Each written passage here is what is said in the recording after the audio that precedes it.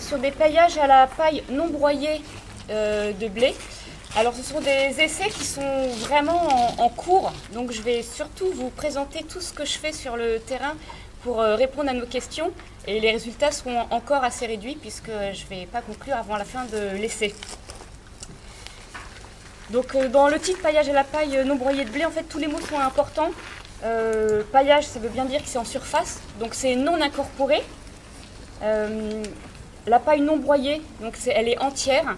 Et comme le disait Perrine, on sait que la taille de ce que l'on dépose est très importante par rapport à la cinétique de dégradation. Donc on a une durée de vie qui est plus longue. Et puis on a choisi la paille de blé parce que c'était pratique, c'était une source d'approvisionnement qui était facile pour nous, puisqu'on a des parcelles agricoles tout autour de chez nous. Alors pourquoi ces choix? Donc le contexte, voilà, on l'a dit plusieurs fois ce matin. On a des objectifs de réduction des intrants, de réduction du travail du sol, et puis on a quand même cet objectif de limiter les adventices. Et puis on sait, avec nos différents résultats déjà obtenus dans la bibliographie, que les paillages modifient les cycles d'assèchement et d'humidité du sol. On sait que ça modifie les dynamiques de décomposition. On sait aussi que ça modifie les différents flux gazeux qu'il y a entre l'air et puis le sol, et puis toute l'activité microbienne. Donc on s'est appuyé sur un projet qui s'appelle le projet CAPT, Contrôle des adventices en pleine terre, qui est un projet qui a été mené dans le cadre du plan Écophyto 2011-2015 par l'Arexor. Donc l'Arexor, c'est la station régionale de l'Astre d'Or, qui est l'Institut de l'horticulture. Voilà, et qui a montré, notamment en pépinière de cerisier et de pépinière de pommier, qu'avec un paillage à la paille en plein, on avait vraiment un contrôle des adventices qui était suffisant, et puis avec des effets bénéfiques sur le sol. Donc les sols sont moins séchants, il y a moins de battance, et des effets aussi positifs sur la croissance, avec notamment des gains de production observés sur les essais qui ont lieu sur les bulbes. Donc les questions qu'on se pose, diapo 3, c'est est-ce que nos adventices sont bien maîtrisés, évidemment. Est-ce que la nutrition hydrique et minérale de la vigne est assurée? Est-ce que notre rendement est au minima maintenu? Et puis on se pose aussi pas mal de questions sur quels sont les impacts sur le sol et sur toute la vie du sol et son fonctionnement. Et puis on a également une petite question faisabilité évidemment économique, parce que c'est pas le tout de proposer quelque chose, il faut que ce soit faisable après pour les professionnels. Donc pour répondre à toutes ces questions-là, on a mis en place trois sites d'essais sur vignes en production. Donc on a 2 vignes qui sont travaillées par le vigneron, une autre qui est désherbée. Et sur ces parcelles, on a installé sur la moitié de la parcelle des paillages en plein, avec une hauteur de 10 cm minimum, ce qui représente 18 à 20 tonnes de paille par hectare à peu près. La partie vigneron, donc elle est gérée par le vigneron selon ses modalités, travail ou désherbage, et puis le paillage est renouvelé en fonction du besoin et donc de son niveau de dégradation. Donc on a une parcelle qui est sur le puits Notre-Dame, en sol plutôt assez argileux et assez compacté. On a une parcelle sur Montreuil-Bellay, là le sol est beaucoup plus sableux, et puis on a une parcelle chez un collègue dans le Beaujolais. Et puis on a profité, diapo 5, de la mise en place d'une plantation sur le domaine expérimental que l'IFV possède à Montreuil-Bellay pour installer un paillage sur une vigne qui a été plantée. Donc on a fait la plantation, 3 semaines après, on a installé notre paillage pour observer comment s'implantait cette vigne en situation de paillage. Donc quelques petites photos pour illustrer donc, la modalité témoin travaillée sur la diapo 6. Et puis sur les diapos 7 et 8, l'installation du paillage. Donc on a eu, en fait on a nos approvisionnements qui ont changé depuis le début de l'essai. Donc on a testé les petites bottes de paille de 14 kg parce que c'était ce que l'agriculteur nous proposait. Puis après il a changé de machine pour presser sa paille. Donc après on est passé sur des balles de paille. Donc on déroule tout ça et puis on essaie de décompacter la paille et on installe le paillage, donc vraiment rang et interrang pour avoir 100% de la surface qui est couverte. Donc pour répondre à nos questions, notamment sur le fonctionnement du sol, on a choisi de suivre plusieurs indicateurs. Voilà. Donc pour ce qui concerne l'activité biologique du sol, on a décidé de suivre les communautés microbiennes, aussi bien au niveau quantitatif qu'au niveau qualitatif, donc au travers de biomasse microbienne, et puis également en faisant des caractérisations moléculaires, donc on fait des extractions d'ADN qui nous permettent de savoir quelles sont les populations qui sont présentes, et ça nous permet aussi, enfin ce n'est pas nous qui le faisons, je vous rassure, on compte les brins d'ADN qui nous permettent de savoir quelles sont les quantités de ces différentes populations. Et notre souhait, c'est d'observer si ces populations sont modifiées avec le paillage et si certaines sont favorisées. Notamment parce qu'on essaye d'observer s'il y a des bactéries qui pourraient intervenir dans le cycle de l'azote qui seraient favorisées. Ces communautés microbiennes, elles ont une activité, donc c'est pour ça qu'on suit une activité enzymatique. Donc on a choisi la fluorexine diacétate hydrolase parce que c'est une des activités enzymatiques qui ne sont pas très spécifiques, et ça nous permet d'observer si les populations qui sont présentes sont actives ou pas, et de réfléchir, voilà. Et c'est bien d'avoir des populations qui sont présentes, mais est-ce qu'elles sont actives et comment est-ce qu'elles sont actives? Et si on observe des variations, elles peuvent être dues à deux paramètres. Soit on va considérer que la population, et on le sait grâce à la biomasse microbienne, est identique mais qu'elle est plus active, ça c'est une possibilité, ou alors on va apprendre que qu'il y a plus d'activité parce que c'est lié à une augmentation de la population. Et puis autre indicateur que l'on suit, c'est l'étude de la nématophone, qui est aussi un bon indicateur de la vie biologique du sol. Donc on suit l'abondance des nématodes libres, et puis on regarde la diversité et la façon dont cette diversité évolue à partir du point 0 de notre essai. Comme une des questions qu'on se pose par rapport à l'impact du paillage, c'est sur l'alimentation. On a regardé au niveau du sol ce qui se passait dans les reliquats azotés. Donc on a fait des dosages pour comparer les teneurs nitrate et ammonium du sol, donc les formes qui sont assimilables par la plante, pour savoir si le paillage avait un impact et éventuellement répondre à des questions sur des fins d'azote. Un petit peu plus haut, diapo 10, on observe les vers de terre, donc nos populations de vers de terre. On utilise le test moutarde qui est à disposition là, via le site participatif des vers de terre.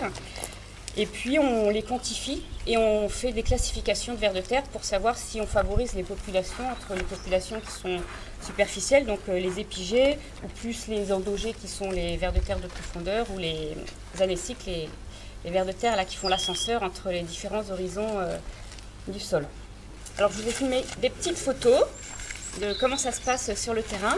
Donc on observe les turicules des vers de terre. Alors comme le sol ne fonctionne pas sans eau, on a mis en place des sondes pour suivre le statut hydrique et pouvoir ensuite comparer le statut hydrique sur nos parcelles témoins et la partie qui est paillée. Donc nous on utilise des sondes capacitives qui a un matériel fixe, contrairement à celui qu'Étienne avait montré, qui est un matériel mobile. Et ça nous permet d'avoir le profil hydrique sur l'ensemble de l'horizon, entre la surface et jusqu'à 55 cm de profondeur. Donc ça nous permet de découper notre sol en tranches hydriques et de voir à quel niveau on a des modifications d'humidité du sol. Alors, dans les dernières questions sur le fonctionnement du sol, c'est comment on sait que le paillage va modifier en fait les flux gazeux. Et donc les flux gazeux les plus importants, c'est l'oxygène dans le sol. De quelle façon est-ce que notre paillage peut contribuer à l'oxygénation du sol? Donc on a mis en place des sondes à oxygène qui nous permettent d'observer les concentrations d'oxygène du sol. Donc c'est un petit capteur, là que vous avez à la diapo 15, que l'on a mis, alors le premier capteur dans l'horizon 0,20 et puis le second capteur plus en profondeur vers les 40 cm pour voir comment notre sol respire et comment est-ce que l'oxygène peut être impacté ou pas par, enfin pas forcément directement par le paillage, mais comment est-ce que le paillage, en modifiant la vie du sol, peut modifier l'oxygénation du sol.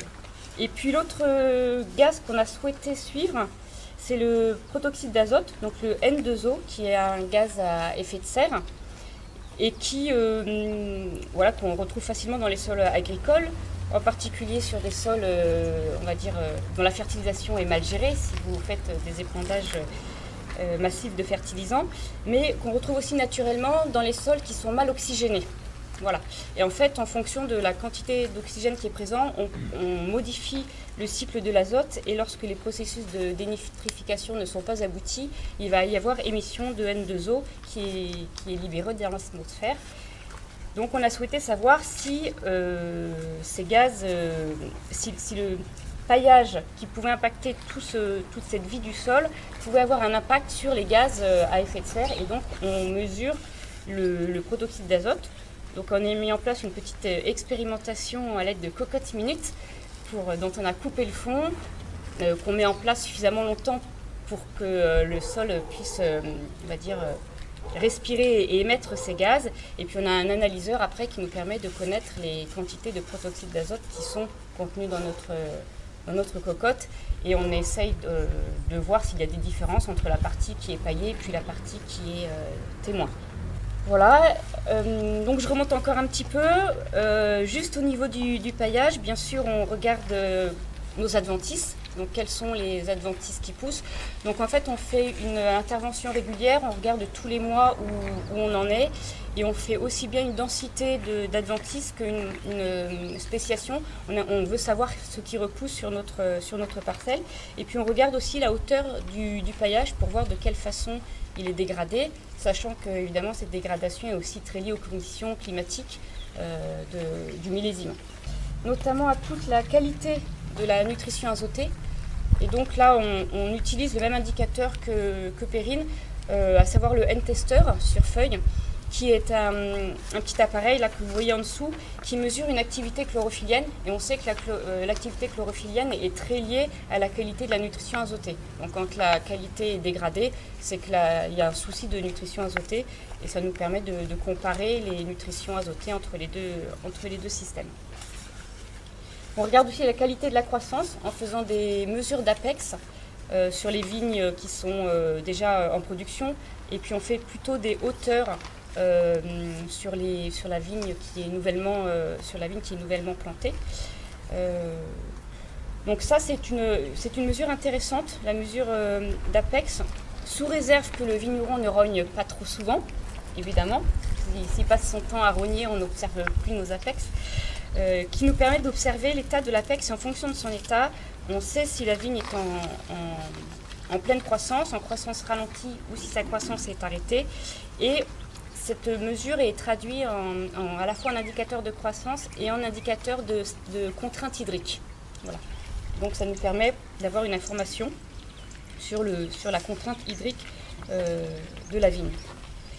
Vous pourrez aller voir, j'ai fait un petit peu de publicité, c'est une application qui a été développée par mon collègue Jean-Christophe Payan, qui est disponible et que vous pouvez charger directement sur vos téléphones, avec le petit topo qui explique très bien comment faire la mesure, et le petit tableau de saisie. Et puis vous avez après directement la traduction de votre observation en indicateur de croissance et en contrainte hydrique. Donc voilà les suivis qui sont faits sur vigne, et puis évidemment on va jusqu'au bout avec les analyses avant la vendange sur les raisins. Donc on suit les paramètres classiques, acidité, pH, sucre. On a suivi aussi les anthocyanes, parce qu'on était sur cépage rouge, donc on s'est demandé si le paillage pouvait avoir un impact sur la couleur. Et puis on fait une analyse aussi de delta C13, qui est un indicateur de stress hydrique tardif, et qui nous permet de savoir si la vigne a subi une contrainte, notamment au moment de la véraison. Dernière mesure, c'est l'estimation de la vigueur avec une pesée des bois de taille. Également, on fait des diamètres de sarment, et pour les jeunes plants, on regarde la croissance du plant de vigne au-dessus et en dessous du point de greffe.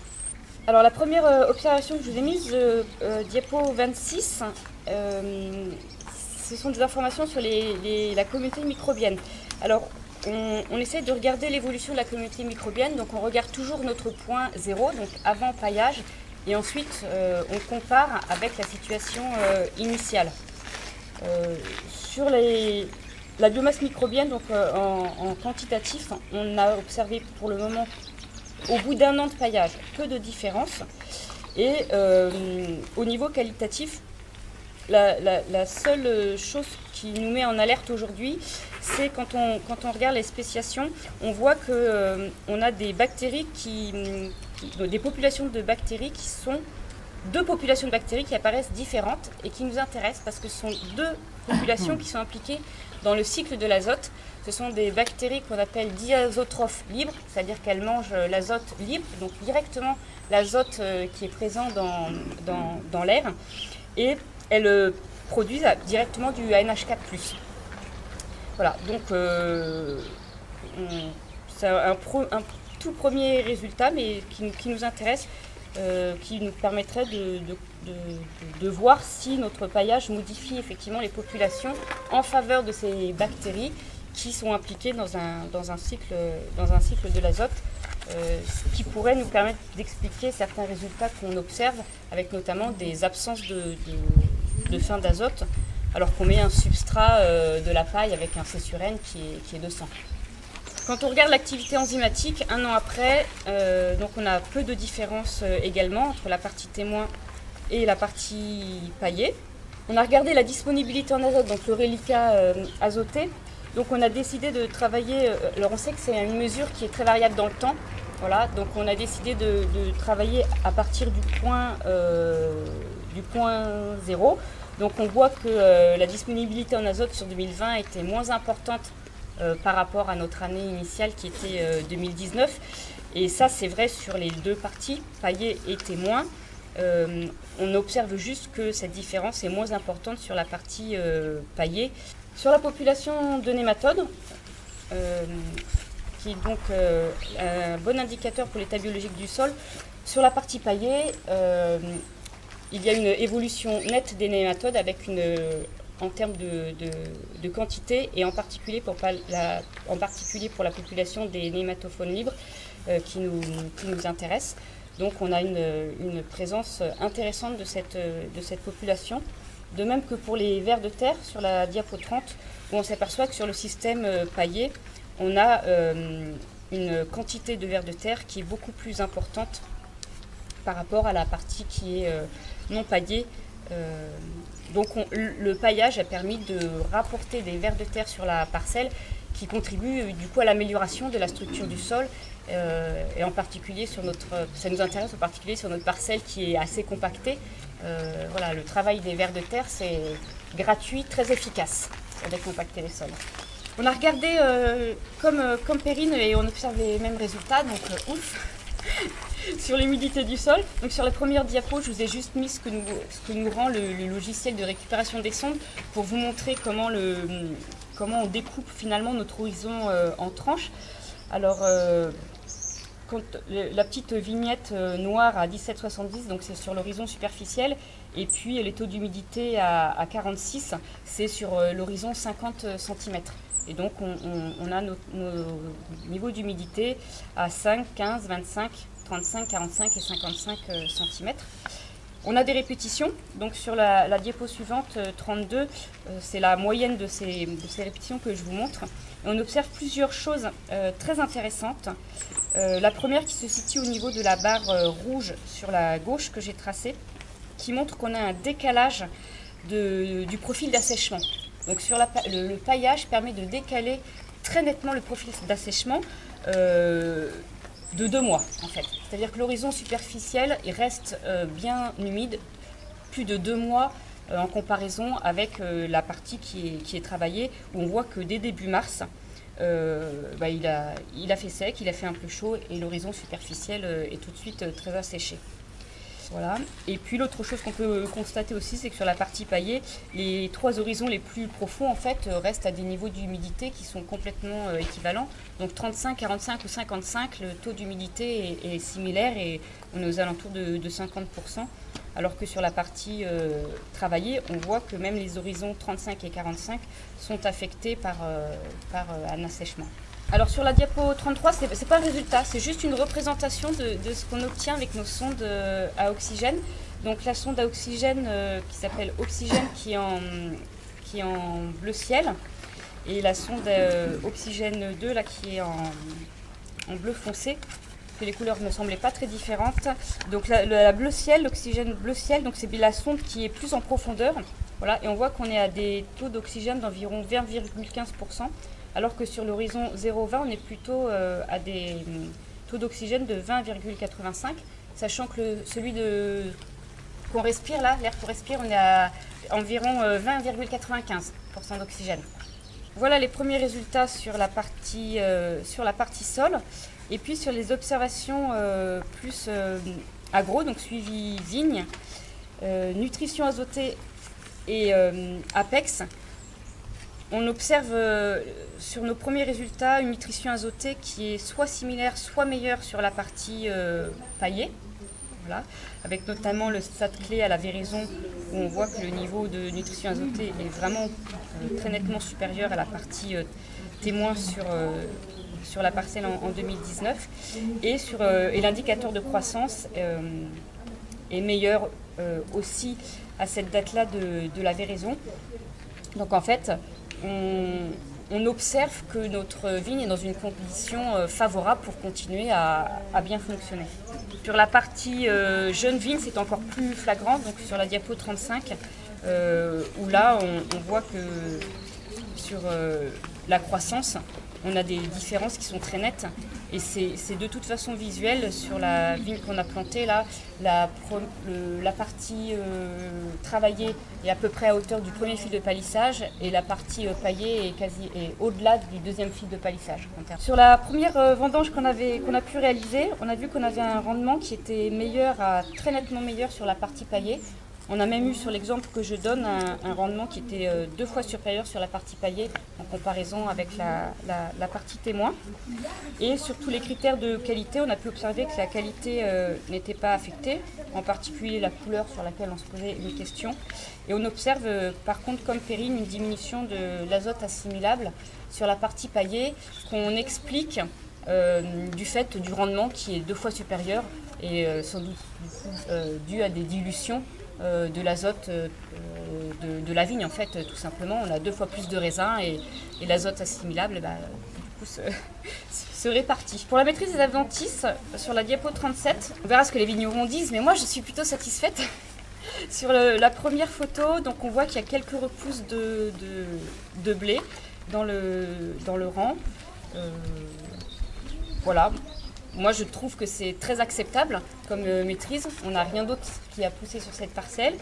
Je rejoins Perrine sur le fait que la qualité de la paille a un impact très important sur la quantité de repousse de blé.